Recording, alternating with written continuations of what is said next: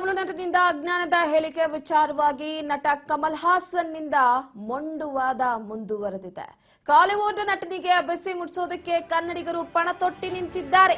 ಕನ್ನಡದ ಬಗ್ಗೆ ಅಜ್ಞಾನದ ಹೇಳಿಕೆಯನ್ನ ತಮಿಳು ನಟ ಕಮಲ್ ಹಾಸನ್ ನೀಡಿದ್ರು. ಅವರ ಮೊಂಡುವಾದದ ವಿಚಾರವಾಗಿ ಕನ್ನಡಿಗರಲ್ಲಿ ರೋಷಾಗ್ನಿ ಕುದಿತು. ಕಾಲಿವುಡ್ ನಟನಿಗೆ ಬಿಸಿ ಮುಟ್ಟಿಸಬೇಕೀಗ. ಕನ್ನಡಿಗರು ಪಣ ತೊಟ್ಟಿದ್ದಾರೆ. ಕನ್ನಡ ಹೇಗುಡ್ತು, ಎಲ್ಲಿಂದ ಬಂತು ಅನ್ನುವಂತಹ ವಿಚಾರವಾಗಿ ಪ್ರಚಾರ ಪ್ರೇಮಿಯ ಥಗ್ ಲೈಫ್ ಚಿತ್ರಕ್ಕೆ ನಿರ್ಣಾಯಕ ದಿನ ಇವತ್ತು.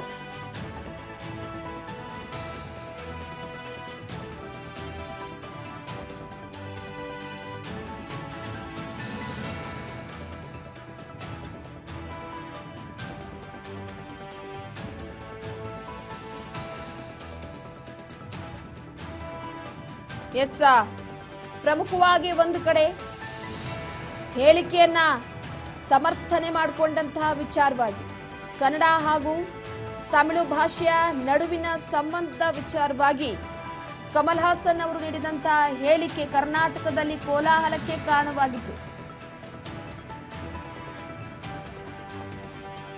ಚೆನ್ನೈನಲ್ಲಿ ತಮ್ಮ ಚಿತ್ರ ಥಗ್ ಲೈಫ್ ನ ಆಡಿಯೋ ಬಿಡುಗಡೆ ಸಂದರ್ಭದಲ್ಲಿ ಕಮಲ್ ಹಾಸನ್ ನೀಡಿದ ಸಾಂದರ್ಭಿಕ ಹೇಳಿಕೆ ಎಲ್ಲೋ ಒಂದು ಕಡೆ ಕನ್ನಡ ಭಾಷೆಯ ವಿಚಾರವಾಗಿ ದಕ್ಷಿಣ ಭಾರತದ ಎಲ್ಲಾ ಭಾಷೆಗಳು ಹಳೆಯ ತಮಿಳಿನಿಂದ ಹುಟ್ಟಿವೆ ಅಂತ ಹೇಳಿದ್ರು. ಹಾಗಾಗಿ ತಮಿಳು ಭಾಷೆಯ ಮೇಲಿನ ಬಗ್ಗೆ, ಪ್ರೀತಿಯ ಬಗ್ಗೆ ಕಮಲ್ ಅವರ ನಿಲುವು ವಿವಾದಾಸ್ಪದವಾಗಿರೋದ್ರಲ್ಲಿ ಆಶ್ಚರ್ಯವೇ ಇಲ್ಲ. ಕನ್ನಡ ಮತ್ತು ತಮಿಳು ನುಡಿಗಳ ನಂಟಿನ ಬಗ್ಗೆ ಕನ್ನಡಿಗರ ಆಕ್ಷೇಪವಿಲ್ಲ. ಆದ್ರೆ ಎಂಥ ಸಂಬಂಧವನ್ನ ಹೊಂದಿವೆ ಅನ್ನುವಂಥದ್ದೇ ಪ್ರಶ್ನೆ. ಬಾಕ್ಸ್ ಆಫೀಸ್ ನಲ್ಲಿ ಇತಿಹಾಸವನ್ನ ಸೃಷ್ಟಿಸಬೇಕು ಅನ್ನುವಂತ ಕನಸನ್ನ ಹೊಂದಿದ್ರು ಕಮಲ್ ಹಾಸನ್ ಅವರು. ಸಾಕಷ್ಟು ಸಿನಿಮಾಗಳನ್ನ ಕೂಡ ಮಾಡಿದ್ದಾರೆ, ಕನ್ನಡದಲ್ಲೂ ಕೂಡ.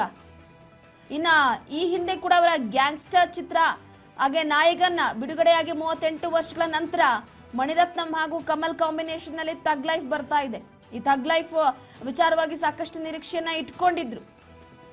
ಆದ್ರೆ ದಕ್ಷಿಣ ಭಾಷೆಗಳ ಬಗ್ಗೆ ಆಳವಾದಂತಹ ಜ್ಞಾನವಿದ್ದಿದ್ರೆ ಕಮಲ್ ಹಾಸನ್ ಇಂತಹ ವಿವಾದಾತ್ಮಕ ಹೇಳಿಕೆಯನ್ನ ಕೊಡ್ತಿರ್ಲಿಲ್ಲ.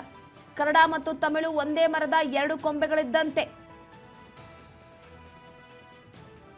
ಪ್ರಮುಖವಾಗಿ ಇದನ್ನ ಹೇಳಿಕೆ ನೀಡಿದಂತಹ ಕಮಲ್ ಹಾಸನ್ ಅವರ ವಿಚಾರವಾಗಿ ಒಂದು ಕಡೆ ಆಕ್ರೋಶ ವ್ಯಕ್ತವಾಗ್ತಾ ಇದೆ. ಸಿನಿಮಾ ರಿಲೀಸ್ ಆಗುತ್ತದೆಯೋ ಅಥವಾ ಇಲ್ವೋ ಅನ್ನುವಂತ ಪ್ರಶ್ನೆ ಸದ್ಯ ಕಾಡ್ತಾ ಇದೆ. ಕನ್ನಡ ಫಿಲ್ಮ್ ಚೇಂಬರ್ ನಿಂದ ಮಹತ್ವದ ನಿರ್ಧಾರವನ್ನ ತೆಗೆದುಕೊಳ್ಳಲಾಗಿರುವಂತದ್ದು.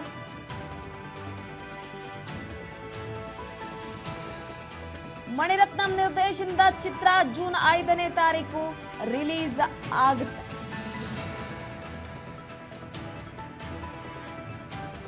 ರಾಜ್ಯದಲ್ಲಿ ಥಗ್ ಲೈಫ್ ಚಿತ್ರ ಬಿಡುಗಡೆಗೆ ಯಾವ ನಿರ್ಧಾರವನ್ನ ತೆಗೆದುಕೊಳ್ಳಲಾಗುತ್ತೆ? ಪ್ರಮುಖವಾಗಿ ಸಿನಿಮಾ ರಿಲೀಸ್ ಆಗುತ್ತೋ ಅಥವಾ ಇಲ್ವೋ ಅನ್ನುವಂತ ಒಂದು ಪ್ರಶ್ನೆ ಕಾಡ್ತಾ ಇದೆ. ಯಾಕಂದ್ರೆ ಕನ್ನಡ ಭಾಷೆಯ ಬಗ್ಗೆ ನಟ ಕಮಲ್ ಹಾಸನ್ ನೀಡಿದಂತಹ ವಿವಾದಾತ್ಮಕ ಹೇಳಿಕೆಯ ಬಗ್ಗೆ ಕೂಡ ಸಾಕಷ್ಟು ಬೆಂಕಿ ಹೊತ್ತಿ ಉರಿತಾ ಇದೆ ರಾಜ್ಯದಲ್ಲಿ. ಇಲ್ಲೆಲ್ಲೋ ಒಂದು ಕಡೆ ಶಿವಣ್ಣ ಅವರ ನೇತೃತ್ವದಲ್ಲೇ ಅವರು ಇದ್ದಂತಹ ಸಂದರ್ಭದಲ್ಲೇ ಈ ಹೇಳಿಕೆ ಕೊಟ್ಟಿದ್ದು ಇನ್ನಷ್ಟು ಬೇಸರದ ಸಂಗತಿ. ಯಾಕಂದ್ರೆ ಡಾಕ್ಟರ್ ರಾಜ್ಕುಮಾರ್ ಅವರು ಕನ್ನಡದ ಭಾಷೆ, ಕನ್ನಡದ ನೆಲ ಜಲ, ರಾಜ್ಯದ ವಿಚಾರವಾಗಿ ಬಹಳ ಕನಸನ್ನ ಇಟ್ಕೊಂಡಿದ್ರು. ಅವರು ಹೋರಾಟವನ್ನ ಮಾಡುವಂತಹ ಸಂದರ್ಭದಲ್ಲಿ ಪ್ರಮುಖವಾಗಿ ಅವರ ನೇತೃತ್ವದಲ್ಲಿ ನಡೀತಾ ಇತ್ತು. ಹಾಗಾಗಿ ಈಗ ಇವರ ಸಿನಿಮಾ ರಿಲೀಸ್ ಆಗುತ್ತೋ ಇಲ್ವೋ ಅನ್ನುವಂಥದ್ದೇ ಸದ್ಯಕ್ಕೆ ಪ್ರಶ್ನೆ ಆಗಿದೆ.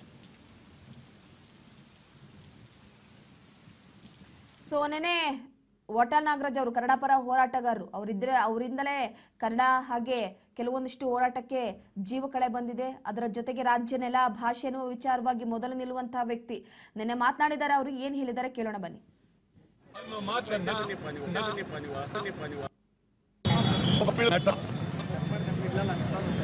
ಮೊದಲಿಂದು ದುರಾಂಕಾರಿ ತಲಾರಿಟೆ ಬಾಯಿಗೆ ಬಂದ ಮಾತಾಡೋದೇ ಅವನ ಉದ್ಯೋಗ. ಈಗ ಮದ್ರಾಸ್ನಲ್ಲಿ ತಮಿಳುನಾಡಿನಲ್ಲಿ ಅವರ ಪ್ರಭಾವ ಬಿದ್ದೋಗಿದೆ. ಈಗ ಮತ್ತೆ ಪ್ರಭಾವಕ್ಕಾಗಿ